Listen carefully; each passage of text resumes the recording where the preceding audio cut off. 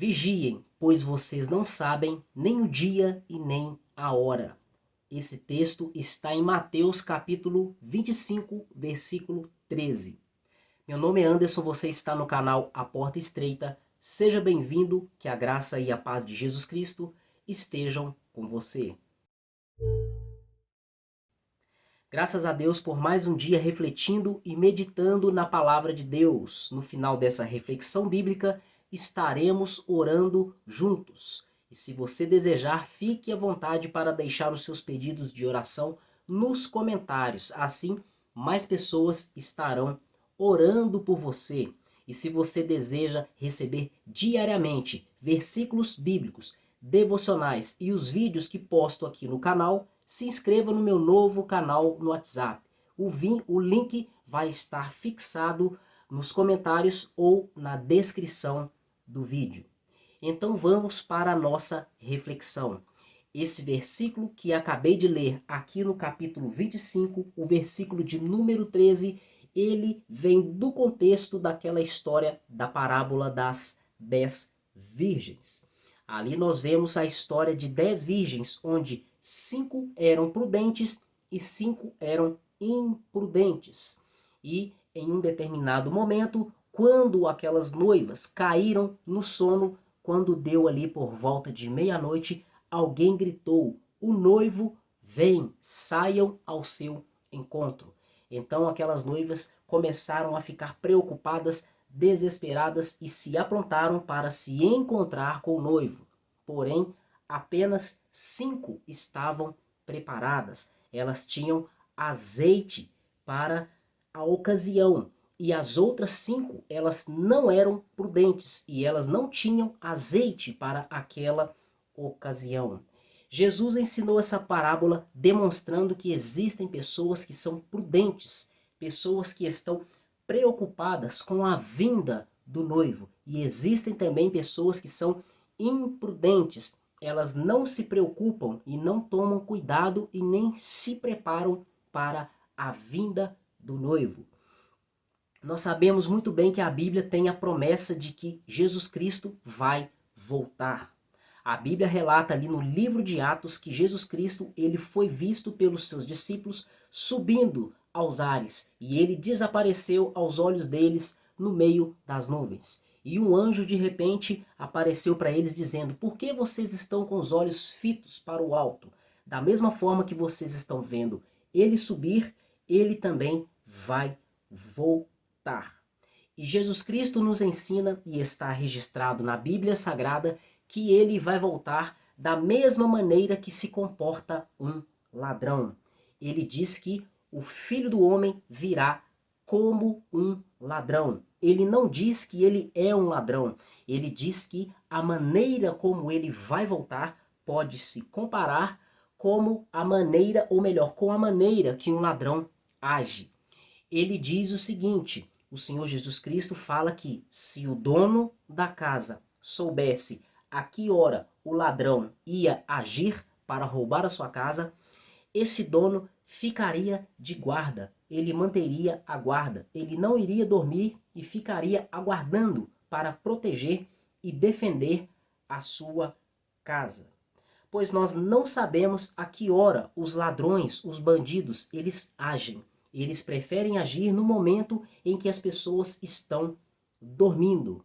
E Jesus Cristo, ele vai voltar nesse momento. Ele vai voltar de forma semelhante quando as pessoas estiverem espiritualmente dormindo, quando elas estiverem dispersas. Em uma certa ocasião, Jesus Cristo falou que ele vai voltar no momento em que as pessoas menos estiverem esperando. E aqui, quando ele acabou de contar a parábola das 10 virgens, ele disse, ele deu mais uma vez o mesmo alerta. Ele disse: "Vigiem, pois vocês não sabem nem o dia e nem a hora." Jesus Cristo, contando essa parábola das 10 virgens, nós vimos muito bem que 5 estavam preparadas e 5 não estavam preparadas. Quando eu falo sobre o estado de estar preparado, eu me lembro dos textos do apóstolo Paulo, onde ele nos compara com soldados. Ele usa ali uma linguagem militar.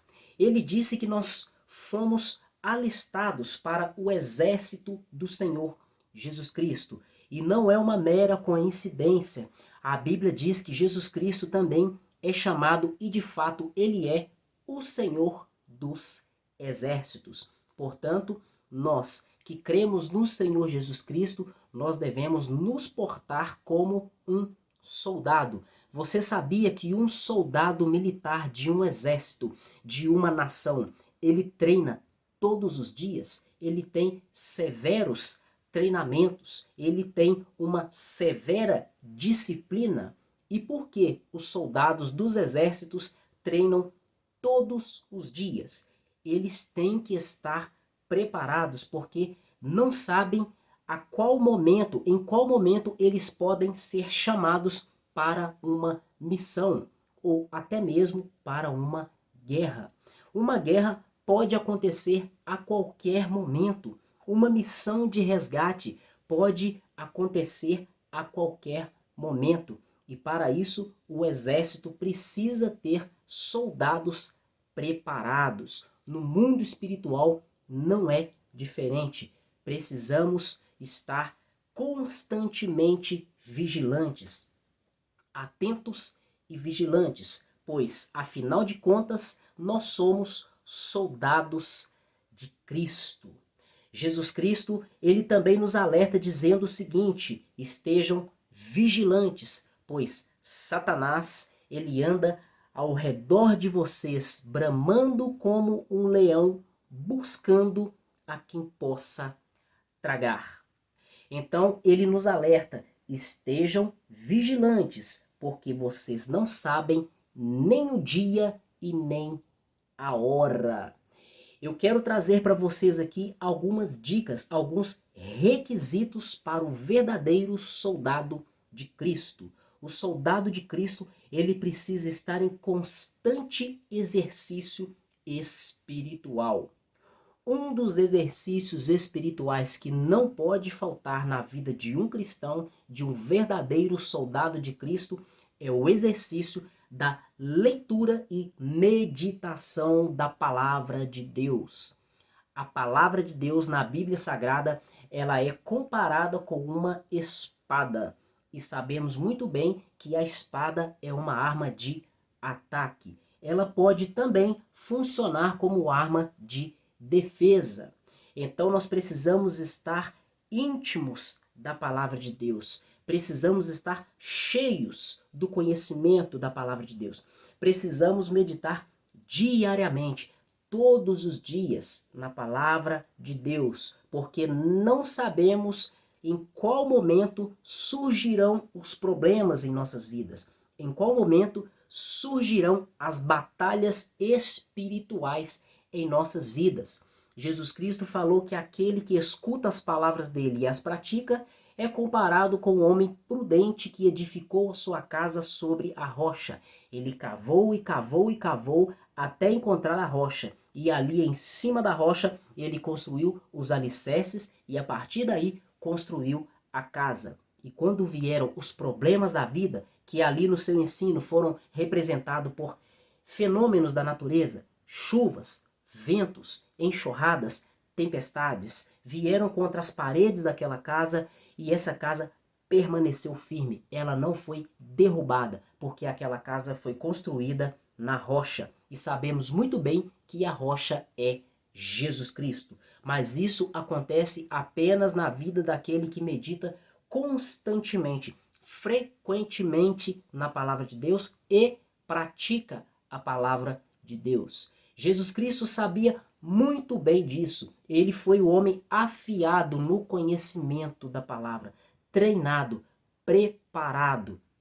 A Bíblia nos relata que quando ele foi batizado por João o Batista, ali no Rio Jordão, ele foi conduzido pelo próprio Espírito Santo ao deserto, com o propósito de ser tentado por Satanás. Jesus Cristo passaria por um teste. E imagine quais foram as armas que Jesus usou ali no deserto. A Bíblia não relata todas elas, mas duas delas eu posso te afirmar. Uma foi o jejum. A Bíblia afirma que Jesus Cristo jejuou por 40 dias e 40 noites. No 40º dia, ou seja, no último dia desse período de jejum, ele teve fome. Então, Satanás, no momento estratégico, no momento de fraqueza, ele decidiu investir, atacar o Senhor Jesus Cristo. E por que Jesus Cristo não perdeu aquela batalha espiritual? Como ele venceu aquela batalha espiritual? Ele utilizou a principal ferramenta, o principal instrumento de guerra que o cristão tem em suas mãos.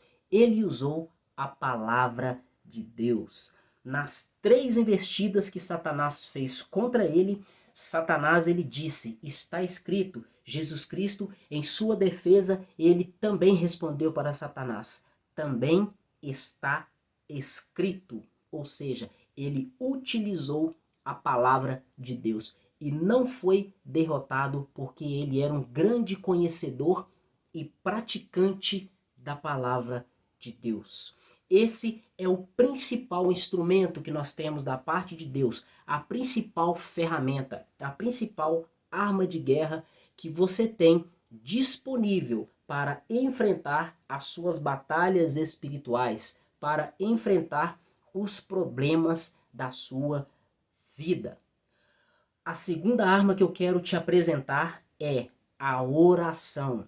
A Bíblia nos ensina de Gênesis a Apocalipse, de forma clara, explícita, direta ou até mesmo indireta, que nós devemos constantemente orar. Existem situações que nós conseguimos vencê-las apenas através da oração. A oração, ela nos ajuda a vencer batalhas, ela nos ajuda a alcançar bênçãos da parte de Deus. Ela nos ajuda a conquistar promessas. Ela também nos garante a proteção espiritual. Ela também nos traz o benefício de termos comunhão em espírito com o nosso Deus, entre diversos outros benefícios. O próprio Senhor Jesus Cristo nos ensinou o dever de orarmos constantemente. Ele mesmo foi o homem que viveu intensamente a prática da oração.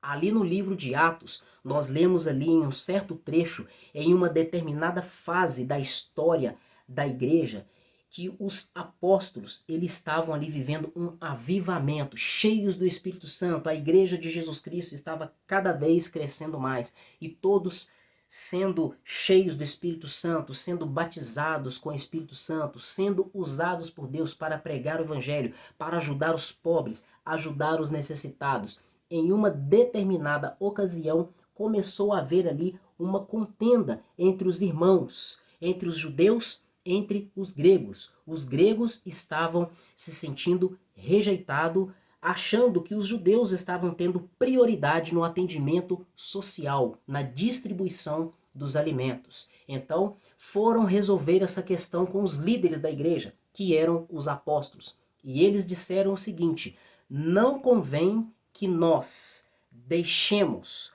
o exercício, a dedicação do ministério da oração e da palavra para servir à mesa. Então, eles falaram que aqueles discípulos do Senhor Jesus Cristo, aqueles obreiros do Senhor, que eles escolhessem entre eles 7 homens capacitados para esse serviço. E ali tinham alguns requisitos. Esses homens deviam ser tementes a Deus, serem cheios do Espírito Santo, conhecedores da palavra de Deus, entre outros requisitos. Se não me engano, Filipe era um deles, Estevão também era um deles. Mas veja bem o que os apóstolos falaram. Eles disseram o seguinte: não convém, não é correto que nós, que temos um chamado de Deus para pregar o Evangelho, que nós venhamos abandonar o ministério da palavra e da oração. Ou seja, eles eram dedicados no ministério da pregação da palavra e por causa disso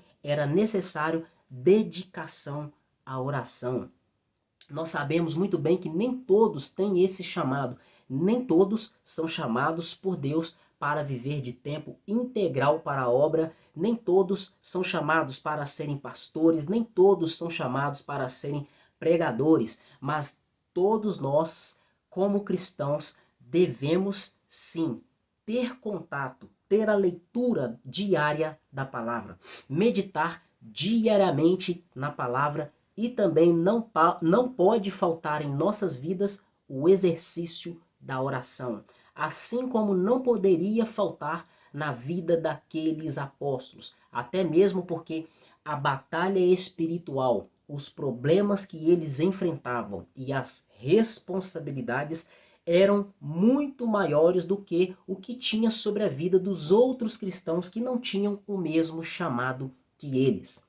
Então, até agora nós estamos vendo aqui que a palavra e a oração são ferramentas, são instrumentos que não podem faltar na vida daquele que crê no Senhor Jesus Cristo, daquele que verdadeiramente teme ao Senhor Jesus Cristo. Nós podemos aqui colocar também outra ferramenta, outro instrumento espiritual muito poderoso, que é o jejum. Nós vemos na Bíblia Sagrada que algumas pessoas, para conquistarem algumas coisas da parte de Deus, eles tiveram que exercitar o jejum. O jejum é poderoso para Deus operar milagres. O jejum é poderoso para Deus nos fornecer proteção. O jejum é poderoso para Deus nos dar resposta. O jejum é poderoso para Deus nos derramar poder espiritual e para manter a nossa chama, o nosso poder espiritual, a chama do Espírito acesa em nós.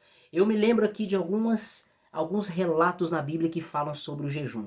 Por exemplo, se eu não estiver errado, foi Neemias que foi viajar para Jerusalém. Então ele pediu ao rei que fizesse uma viagem a Jerusalém para reconstruir os muros. Mas teve uma ocasião ali que ele fez jejum para que Deus protegesse ele e toda aquela caravana que estava viajando com ele. E nenhum mal aconteceu com eles durante aquela viagem. Daniel também foi o homem que jejuou, e por causa disso ele recebeu uma grande revelação que está escrita para nós em seu livro. Ele recebeu várias visitações de Deus. Inclusive, houve uma batalha no mundo espiritual, e por causa disso, o jejum dele, um dos jejuns que ele fez, durou 21 dias. Era para a resposta ter chegado no primeiro dia, mas por causa da batalha espiritual, chegou no 21º dia. Então nós precisamos entender que o jejum ele é muito poderoso. Eu me lembro aqui também lá no livro de Jonas. Jonas pregou o evangelho, pregou a mensagem de Deus para aquele povo ímpio, maligno, corrupto, pervertido. Eles creram na mensagem do evangelho e a palavra de Deus diz que o arrependimento deles foi tão intenso, o avivamento foi tão poderoso que eles jejuaram por 3 dias. Ninguém comeu nada, nem o rei, nem os servos, nem os ricos, nem os pobres, nem mesmo os animais. E por causa disso, Deus viu que eles se humilharam perante o Senhor e Deus teve misericórdia deles e não destruiu aquela cidade. Eu posso dar aqui também o maior de todos os exemplos, Jesus Cristo. Jesus Cristo era o homem que constantemente, além de jejuar, ele estava orando. Ele era o homem de muito jejum e também de muita oração. Nós temos aí então essas 3 ferramentas que não podem faltar em nossas vidas. Eu dei aqui exemplos bíblicos, mas eu acredito que você já viu pela internet, em outros vídeos, em outros canais, ou até mesmo já conheceu pessoalmente pessoas que já deram inúmeros testemunhos de bênçãos grandiosas que eles alcançaram de Deus, de grandes e poderosas batalhas que eles venceram por causa do jejum e da oração e do temor e obediência a Deus na sua palavra. Então fique aí com essa dica, fique aí com essa instrução e não se esqueça, palavra, oração e jejum. Isso aí não pode faltar na vida do cristão. Então feche os seus olhos e vamos orar. Pai querido, em nome de Jesus Cristo, nós te agradecemos e te glorificamos por mais um dia meditando e refletindo na palavra do Senhor. Deus, nós te pedimos perdão pelas nossas falhas, pelos nossos pecados. Nós te agradecemos por esse momento, meu Pai, por essa palavra que foi ministrada aos nossos corações e pedimos a Ti que o Senhor venha nos fortalecer, meu Pai, na força e no poder do Senhor. Pedimos ao Senhor que o Senhor venha nos dar ânimo e disposição para ler e meditar na palavra do Senhor todos os dias. E através dessa leitura e dessa meditação, que o Teu Espírito venha falar conosco, meu Pai, todos os dias, alimentando a nossa alma, fortalecendo nossos espíritos. Nos dê também, meu Pai, ânimo e disposição e sede pelo Senhor, para que nós venhamos orar ao Senhor todos os dias, nos apresentar ao Senhor todos os dias na oração. Que através da oração nós viemos receber milagres, receber cura, receber provisão, receber bênçãos do Senhor e também ouvir a voz do Senhor. Deus querido, nós te pedimos também que o Senhor nos dê saúde física e sabedoria para estar jejuando, para o Senhor nos dar poder espiritual, para estarmos firmes contra as astutas ciladas do diabo. Pedimos a Ti, meu Pai, que nós sejamos guerreiros valentes, guerreiros fiéis e tementes ao Senhor. Que nós venhamos, meu Deus, engrandecer o nome do Senhor, glorificar o nome do Senhor, que nós estejamos firmes em Cristo Jesus, que é a nossa rocha. Pai querido, eu peço ao Senhor também que o Senhor venha abençoar a vida de todos que estão me ouvindo agora. Abençoe a casa de cada um, abençoe a família, abençoe a vida sentimental, a vida conjugal, o casamento, o marido, a esposa, os filhos, os irmãos, os pais. Abençoe também, meu Pai, os parentes, os amigos, os vizinhos, os colegas de trabalho. Que o Senhor venha abençoar, meu Deus, o ambiente que essa pessoa está nesse exato momento me ouvindo. Abençoe o local de trabalho dessa pessoa. Abençoe, meu Deus, a casa, a família dessa pessoa. Que o Senhor venha repreender e cessar toda contenda, toda inimizade, toda confusão, toda inveja, todo trabalho e toda obra maligna que foi feita para destruir esse ambiente, essa família, que o Senhor venha destruir todo o mal em nome de Jesus Cristo, meu Pai. Que a presença do Senhor se manifeste nesse lugar, que a paz e a alegria do Senhor prevaleçam neste lugar. Eu te peço também, meu Pai, que não falte a provisão financeira, a provisão material, que não falte o milagre da cura na vida dessa pessoa que está precisando de uma cura, meu Pai, em nome de Jesus. Deus, nós te agradecemos e te glorificamos por tudo e, acima de tudo, seja feita a tua vontade em nome do Senhor Jesus Cristo. Meu irmão e minha irmã, graças a Deus por mais um dia refletindo e meditando na palavra de Deus e também orando juntos. Se você gostou dessa mensagem, deixe o seu like e compartilhe para que mais pessoas sejam abençoadas pela palavra de Deus. E se você é novo por aqui e gostou do canal, se inscreva e não deixe de ativar as notificações para não perder novos conteúdos. Muito obrigado por mais uma visita ao canal A Porta Estreita. Até o próximo vídeo e que Deus continue te abençoando.